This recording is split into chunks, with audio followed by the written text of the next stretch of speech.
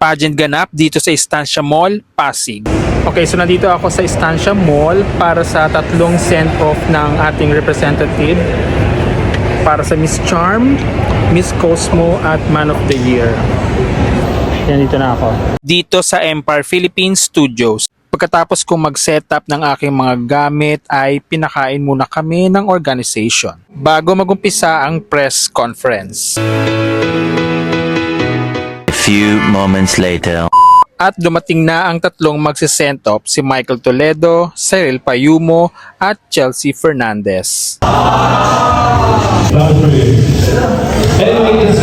just want to say thank you so much for coming here today. But first of all, hello to each one of you. Magandang hapon po sa ating lahat. Nagumpisa na ang press conference at nagtanong na ang mga media.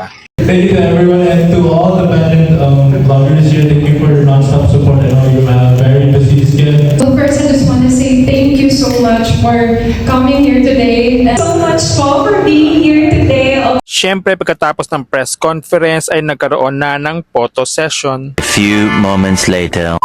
Pagkatapos ng press conference ay hindi na rin ako nagtagal dito sa Estancia Mall at umuwi na rin.